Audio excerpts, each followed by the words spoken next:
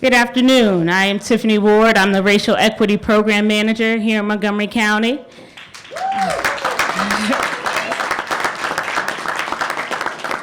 That's kind of you guys. I must say I'm really happy to be here today. We have worked really hard to be at this point. We've talked to many stakeholders, most of whom I see in the room. I'm missing a few, but I want to thank them for being a part of this process and also for coming out today. We worked in collaboration with our county council and our county executive.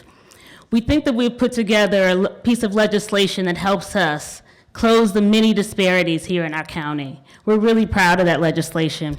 You should be too. Montgomery County is the first county in the state of Maryland to pass racial equity and social justice legislation.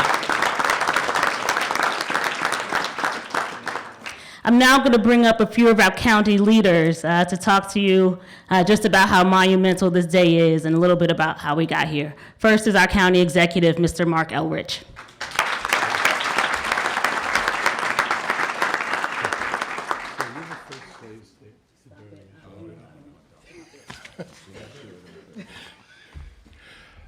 Wow. This is really a special occasion, and I'm really happy. It was in April of 2018, Nancy and I started collaborating on a racial equity bill that eventually passed the county council and set the stage for what happened in 2019. We said that the next council and executive will adopt racial equity programs and a racial equity lens, and that was something that had to happen rather than something that might happen. And I want to thank Nancy for her leadership this year.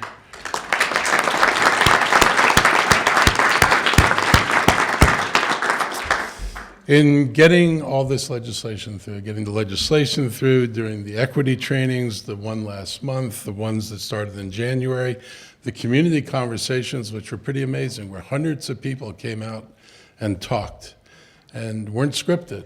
They talked. That was really important. And for getting the baseline study of disparities done. All of that was important, critical to being able to go forward. And I'm happy to be doing it today because it's the 1-year anniversary of my inauguration. And so something I had set out to do, we got done in the first year. And I'm just really happy to be standing here. And I want to thank the entire council for leadership and support on this, because it obviously takes votes to make things happen. And your support in making sure this legislation got done, working with the executive branch, I think shows just how powerful we are when we do things together. And this is, I think, a real powerful statement that we're making today. So I just want everybody to recognize the work that was done collaboratively. I've got more department heads here than I can see, but I think almost every department head in the county is here today, because this all has to be work that's done inside the county government. This is not just a piece of legislation that you can pass and say, it's going to be done, we'll have a racial equity officer, we're done. No, we're not done until the work that's embodied in this legislation is passed down and activated by every department in the county, and that these conversations become normal. And that's what we want to do, is normalize the ability to talk about race and to talk about equity. And that will make us relatively unique in America. But I would say, I've said this before to other people, this is America's great unfinished work. The Civil War did not solve the problem. And I was raised to believe, it was the war to free the slaves, and the truth was, it was the war to keep the Union together. And freeing the slaves was something that was done to keep the British from intervening on the side of the South. It was not the intention of the war originally. And we passed landmark civil rights legislation. But civil rights legislation didn't reverse any of the inequities. So if you were poor, you stayed poor. If you weren't educated, you stayed uneducated. If you faced barriers of discrimination, they continued after the civil rights legislation. So this legislation is about doing and about changing, and not just making changes in law, but making changes in practice.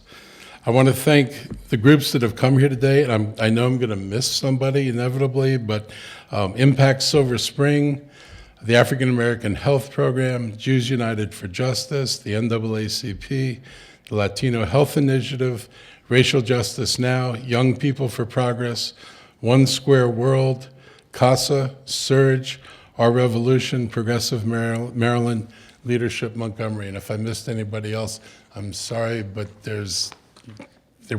your names weren't caught in time. But I just want to thank everybody, because this really was a community effort, and without the support of all the organizations in the community, getting this kind of work done is a lot more difficult. So we're beginning to start the hard work that this bill requires. We've joined GARE, which is the Government Alliance on Race and Equity, and our leaders are working with leaders all around the region to ready themselves for implementation. I was at a GARE training, I guess it must have been, it was 3 years ago, and you could see the beginning of this movement, the efforts that were done by the other jurisdictions. I especially want to thank the folks from Fairfax County that I met with, and they brought over with their program and talked with me about what they were doing, and I asked them, can I steal your work? And it was important because their process started out as a 10-year process. And I did not want to go through a 10-year process to get where we are today. I felt that they had done a lot of work. There were jurisdiction that has a lot of similarities to Montgomery County. They're struggling with the same issues we were struggling with, and we could borrow from the work that other people had already done and get us a head start. So I'm glad to say that we've done this in a year, and I think that's pretty remarkable. Why is this legislation necessary? We still have to explain this to some people, so I'll talk about some of the things I think are important. One is it creates a framework for all of our departments, and it produces outcomes and standards. So we have to be internally accountable, and we know what we're trying to achieve, and we've set marks for ourselves to achieve. The community is going to be able to see the framework and the outcomes and the standards and hold us accountable. So we're not just going to be able to do self-examination, declare victory, but people in the community are going to be able to see what we've done and measure what we've done and hold us accountable to make sure we do the things we've talked about. This legislation acknowledges to the African American community the damage that has been done by racism in this society, racism for hundreds of years, and it acknowledges that we have an obligation to deal with it. And hopefully this is a place that the rest of the country will arrive at some point. But having these conversations is absolutely critical. And if you can't change everywhere, you can at least change the place where we live. And we are going to change the place where we live, and hopefully we'll lead.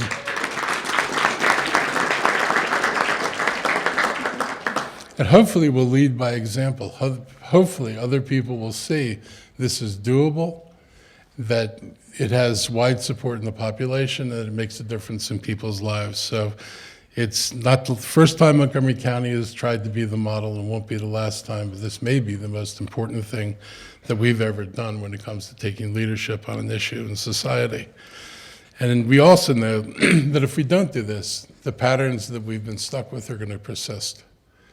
And so we cannot keep doing what we've been doing and expect the world to change. We've had many good intentions, and a lot of stuff's been done with, I'd say, right-mindedness and right intention, and not necessarily produced anything, and certainly not produced the changes that we need to make. So I'm really happy that we're doing this, and I think that people are actually going to be able to see a difference.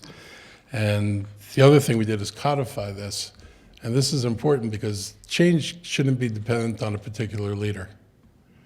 You have too many societies where things rise and fall, and whether or not the leader supports it, doesn't support it. This needs to be codified and institutionalized so it survives any particular group of political leaders. It becomes a benchmark for the county that the residents of Montgomery County can count on. So our work is not done. This bill is one of the many things that has to happen, but we're committed to doing the work that's necessary and to make the real changes so that we have the real impacts that people expect us to have. And here's what I think it looks like at the end of the day. I heard somebody use the phrase that people should have a certain unpredictability in their life. And I kind of thought about what they meant by that, and what they were saying was, we can predict outcomes for people now by zip code. We can predict them by income. We shouldn't be able to predict the outcomes of people's lives by zip code or by income or by educational level or by the educational level of their parents. So I wanted to both be unpredictable, but I wanted to be unpredictably good. I want the unpredictableness to be a question not of whether you rise, but how far you rise and what you get to do with your life, not predictable that you're going to have what kind of uncertainty you're going to have to deal with. So I want people to look at this and feel like we're going to make a difference, that their lives are going to be different, that their children's lives are going to be different. I was thinking about being a teacher, and the unfortunate conversations where you talk to kids about the importance of going to college and then talk to parents who asked me not to talk to their kids about going to college because they didn't think they were ever going to be able to pay for it. And they didn't want me raising unmatchable expectations because the parents didn't know how they would get that done. And I felt bad for the parents and I felt bad for the kids. I don't want that to be replicated. I don't want that to go on. I don't want anybody to think that their kids can't get the best education and do the most with their lives possible because of the circumstances that they're in that moment. And so that's the work we have to do. I want the same prospects for education, for home ownership, for health outcomes. They should be the same for everyone. Everybody should have the best prospects. And I want to thank Pat, and I don't see Art here. Did you bring Art with you today? Just because you had this withering conversation with me about racial equity, equality, and health outcomes, and just a really interesting discussion about whether we follow a disease model and make sure that every population gets a proportionate share of resources for the number of people who have diabetes and heart disease, or whether we look deeper, and if the problem we're really trying to solve for is longevity and health, it's more than a disease model. In the case, the African American community in particular, you have to deal with a lifetime of stress that comes out of living inside a racialized environment, and that's not measurable, and there's not a pill for it. And making us think about that and kind of spending that half hour going back and forth was really instructive because at the end, I understood what you were talking about. And I think the real challenge is to get everybody to understand what that discussion is. And that's the work we're on. So we're doing down a path. We're going to take down barriers, and we're going to build a better future for our children and for ourselves. And this is just the beginning. So stick with us, pay attention. Don't let us slack. I have no intention, but it's up to people in the community to make sure that everything we say is everything we do. Those two things have to be the same. So I want to thank you all for coming out today. It's a powerful statement that you can get these many people to a bill signing on a racial equity bill. You guys look like Montgomery County. As you look around this room, this is what this county looks like. And this legislation is going to help us, I think, become more real, as people like to say. And I want to, with that, turn this over to Nancy, who's been a great partner in getting this done. I think you have a lot to be proud of, and thank you very much.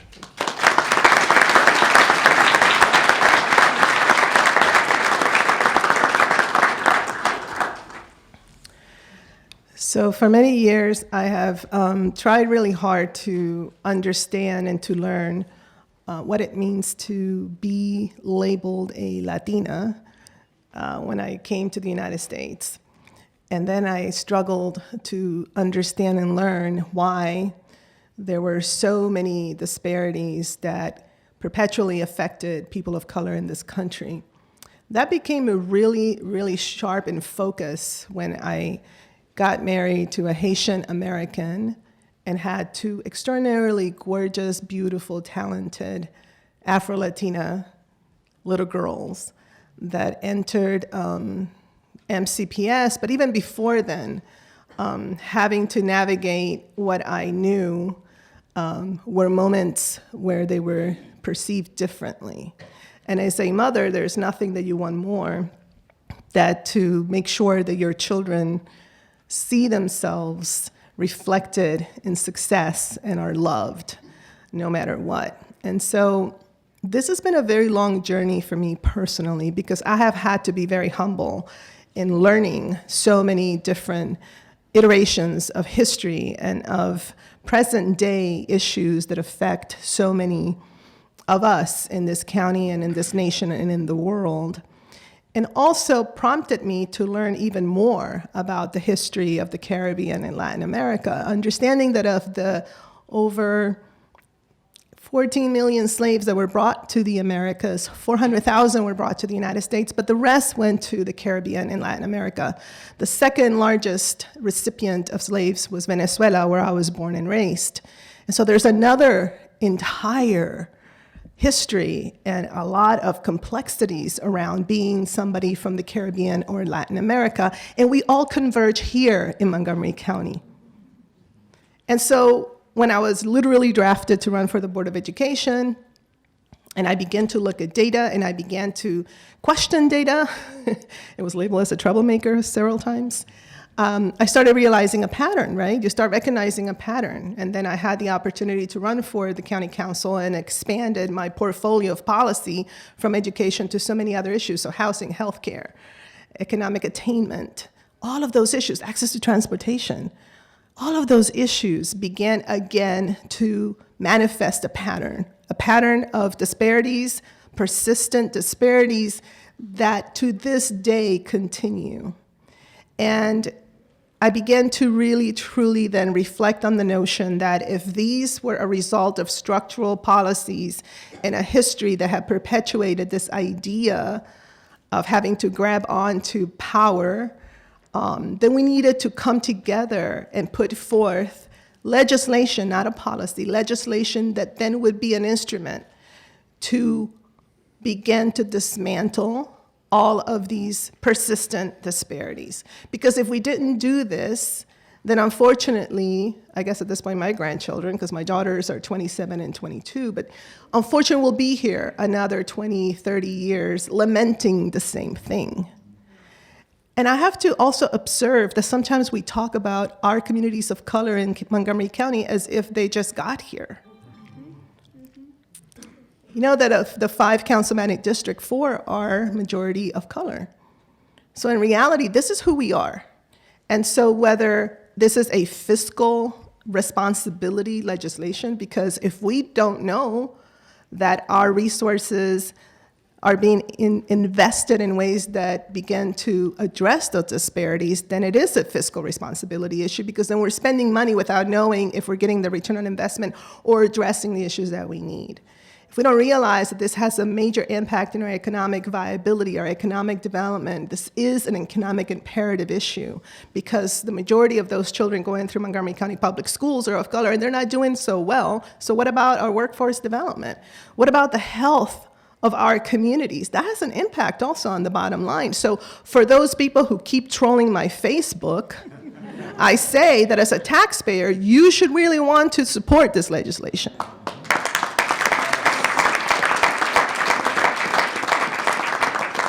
I also say to you that as a nation, this is very connected, because the same patterns and the same reasons why we need to do this really, truly are very much relevant to what's happening to this country and also to the world. So I tend to really think in those levels, and I wanted to hurry up and do this, but after having really awesome conversations with so many that have done this before, including Matias Valenzuela in King County, Washington State, and realizing that this takes time, you know, and I know Marc spoke about Fairfax County, the same thing in King County. It took them 10 years because the elected leadership wouldn't go along. And I do want to ask for another round of applause for everybody standing here.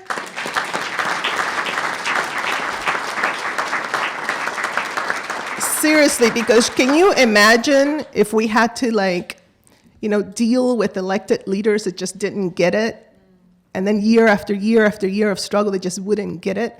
That was not the case here. We were deliberate, we were methodical, and we delivered.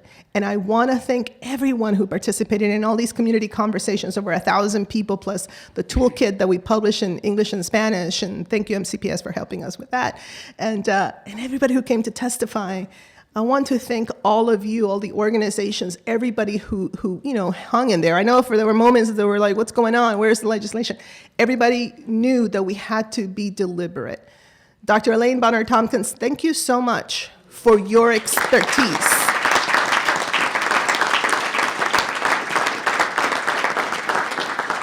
I was so fortunate to feel like I had a resource right there, an asset that knew what we needed to get to, and she did. I mean, she was there really helping us along.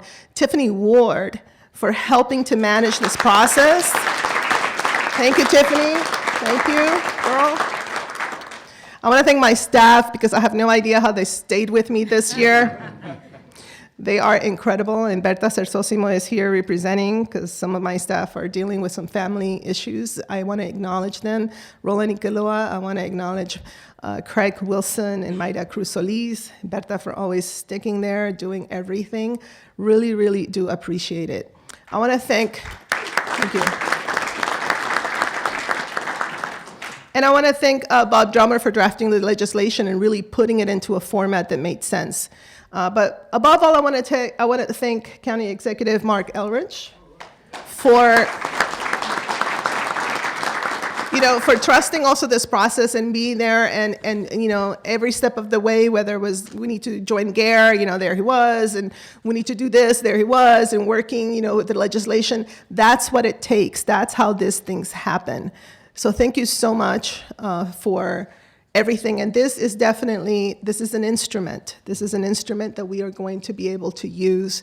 And again, for me, it's not lost on me that, as an immigrant, as a woman, as the mother of these amazing, two daughters, this is personal in the sense that I feel like now I can turn around to them and hopefully they understand the significance and say, we in Montgomery County walk the walk.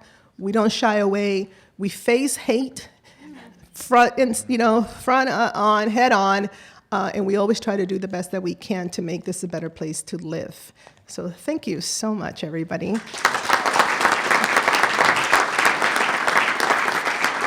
And now I'm going to turn it over to the newly minted Council President Katz. Thank you very much, Council Member. And it shouldn't go unnoticed. So my first day as Council President, can you imagine this, huh? Yeah, that's right. Good job. They do have my back. They literally do. I stand before you as a very proud child of Montgomery County. My grandparents came here 101 years ago, opened up a little store in Gaithersburg, which I owned, and I'm getting emotional on this for good reason, which I owned. And they came here, from Lithuania. My grandmother never learned to read or write English, but I always tell people she certainly learned how to count. She was a great business person, and she changed their lives. I'm someone who has never moved more than 3 miles from where my parents were living when I was born. But thank God, my grandparents came thousands of miles for a better life. And that's exactly what we have. When I grew up in Montgomery County, I went to school. I started in 1956, and that was the year in the Up County that Montgomery County actually integrated their schools. My lifetime is when Montgomery County integrated their schools. It's hard to believe, but that's exactly true. And my council behind me, the council members behind me, and the county executive all know very well that even though they did integrate in 1956, Montgomery County was not integrated in 1956. I can see people who are shaking their heads yes with me. I would go to school with friends. Gatesburg was a small town. Everybody knew everybody. I'd go to school with friends, but you couldn't go to the movies with them because it was not integrated. Montgomery County has come a long way in my lifetime, but we need to come a long way for a lot of other lifetimes. Today is an example how when people come together, and I can tell you this legislation, today's the signing. This was not the beginning of this legislation. We went through training. And candidly, when we first started the training, it brought back a lot of memories for me. But when we started the training, we all realized the lives that you thought you knew about, but you didn't. In many ways, you felt that I personally didn't do this or that, but you realized that it happened. You realize that somebody did this and that we need to make certain that our children and our grandchildren have that better life, exactly what happened for my family when my grandparents came here 101 years ago. I can tell you, I stand before you as a proud Montgomery County resident.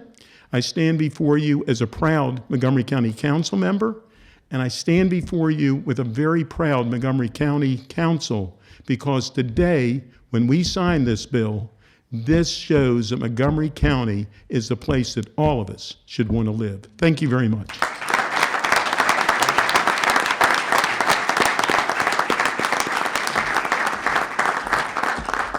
Wow. We're going to get to the part where we sign this bill, but first I want to thank all of our county leaders for having the courage to take up this difficult work and to do it because it's absolutely necessary.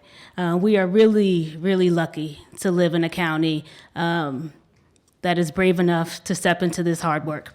Thank you all for coming. Thank all the representatives from the groups for coming. And now we'll have our county executive sign our bill.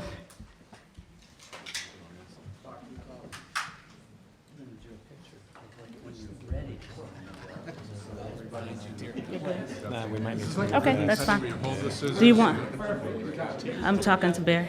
Barry, do we want to move this? Do we want to move this?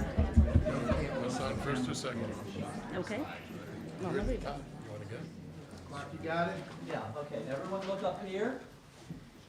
Nancy?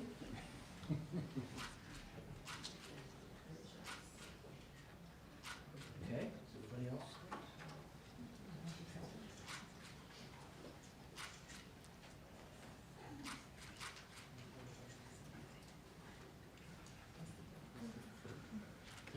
Post date, yes. Yes. 1 year.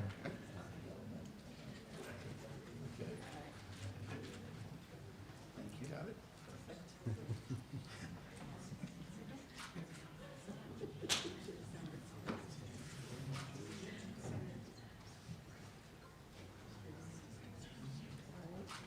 All right. Okay.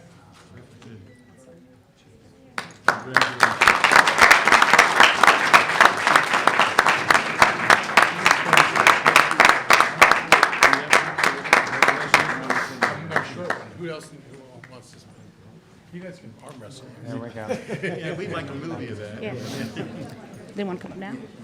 If we have community members who want to come up and take a picture with our county leaders, please come up right here to the side of me so we can do that.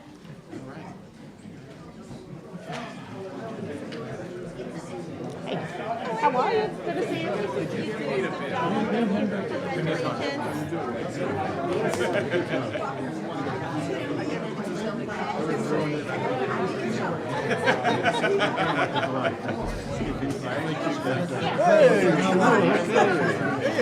Mark,